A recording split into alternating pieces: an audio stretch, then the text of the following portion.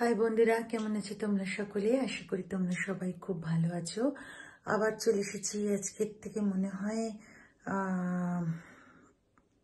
7-8 দিন হবে বোধহয়।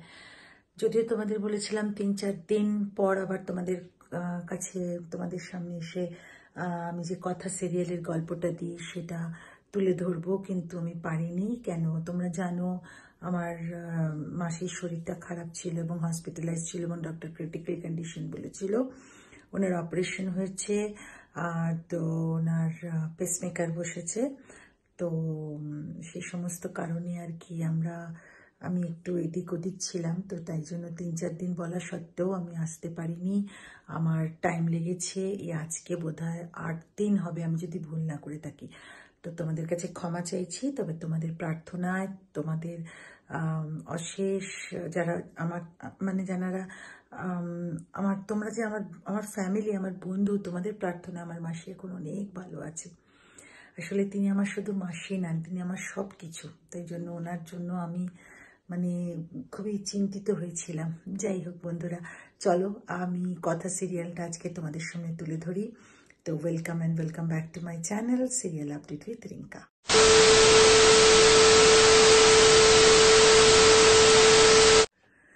তো বন্ধুরা, আমরা কথা সিরিয়ালের গল্পতে তো তোমরা জানো যে কথার বাচ্চার জন্ম হয়েছে, কিন্তু চিত্রা গুহর কারণে ডক্টরকে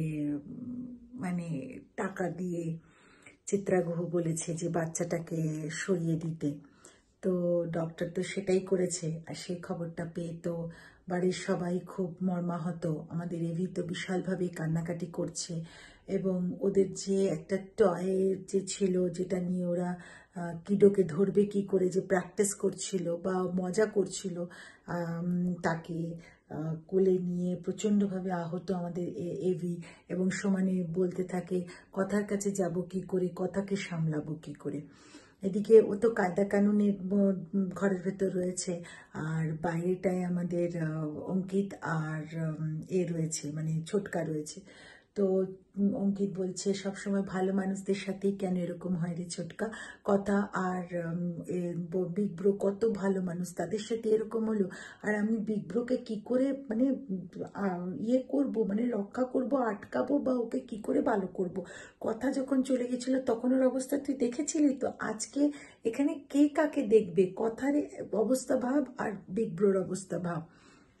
তো যাই হোক, আর এদিকে আমাদের ছোটকা তো সমানে বলতে থাকে যে আজকে এভিও আমার মতো, এও অগ্নিও আমার মতোই হয়ে গেল, আর কি করব বল। তো যাই হোক, অপরদিকে আমাদের পিপিয়া আর জুনি আর আমাদের ঋতু মা আনন্দের কাছে আসে, এবার বলে যে শিগগিরই তুমি কথার জ্ঞান ফিরিয়ে দাও, তুমি দুঃখ দিয়েছো, তোমাকেই এবার সবকিছু ঠিক করতে হবে। তো যাই হোক, সে তো এবার ওরা খুব করে প্রার্থনা করছে, আর অপরদিকে আবার শশীভূষণ গুহ কর্তা দাদু তো নিজের ঘরে চুপচাপ বসে আছে। যে ওখানে পিপিয়া এসে বলে, বাবা এবার তো তুমি কিছু খেয়ে নাও, কেন তুমি যদি কিছু না খাও তুমি অসুস্থ হয়ে পড়বে। তো কর্তা দিদাও আসে ঘরে, অগ্নির মাও আসে, বলে হ্যাঁ ঠিকই তো বলেছে, কিন্তু কর্তা দিদা বলে কি বলছো, এভাবে খাওয়া যায় না, কখনোই খাওয়া যায় না, আমাদের এই বয়সে এসে যদি এইসব কথা শুনতে হয়, খাওয়া যায় না।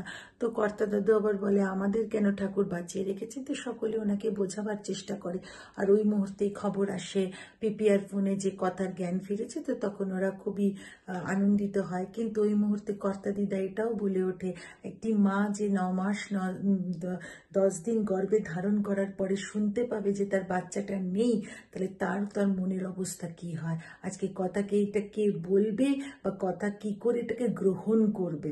তো যাই হোক, অপরদিকে আমরা আবার দেখতে পাই হসপিটালে আস্তে আস্তে কথার জ্ঞান ফিরে আসে, এবং কথা ওঠে, এবং ওঠার পরে জিজ্ঞেস করে ডক্টরকে যে ওর বাচ্চার কি খবর, অপারেশন তো হয়ে গেছে, বাচ্চাটা কোথায়। তো তখন কথাকে ডক্টর বলে যে বাচ্চাটা এখানে নেই। তো বলে এখানে নেই তো বুঝলাম, কোথায় রেখেছে, অন্য কোথায় রেখেছেন, আমি একটু দেখতে পাবো?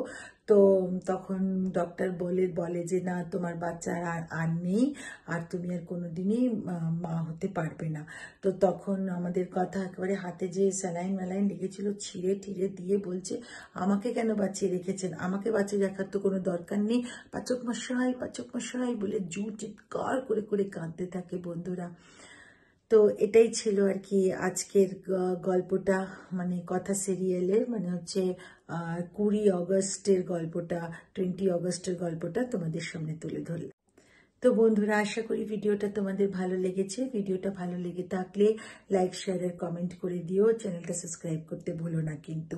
আমি খুবই আবার করে বলছি, দুঃখিত এতদিন আসতে পারিনি আমার পারিবারিক মানে কারণে, যেহেতু আমার মাসি অসুস্থ ছিলেন সেই কারণে। তো তোমরা আমার পাশে থেকো, আমি এতদিন আসতে পারিনি বলে আমাকে ভুলে যাবে, আমাকে সাপোর্ট করা বন্ধ করে দেবে, তা করো না বন্ধুরা। তোমরা আমার পাশে থেকো, আমাকে সাপোর্ট করো, যেরকম করছো বা করে এসেছো। তোমাদের সাপোর্টের তেই তো আমি এগিয়ে যাব বলো। আর তোমরা দেখলে, তোমরা লাইক করলে, তোমরা সাবস্ক্রাইব করলে আমিও একটু ইন্টু পাই তোমাদের সামনে এসে গল্পটা বলতে। আর হ্যাঁ, আরেকটা কথা, অবশ্যই কিন্তু কমেন্টে জানিও তোমাদের আর কোন সিরিয়ালের গল্প শুনতে তোমরা ইচ্ছুক। কথা সিরিয়াল বাদ দিও, আর কোন সিরিয়ালের গল্প শুনতে তোমরা ইচ্ছুক।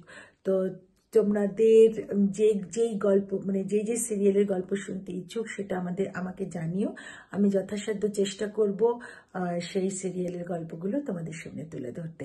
আর আরেকটা কথা, যেটা আমি আগেও বলেছি, আমাকে অনেকে তোমরাই রিকোয়েস্ট করেছো সকাল সকাল ভিডিওটা দিতে, তাই জন্য এই ভিডিওটা আমি রাত্রির বেলা এখন পোস্ট করছি।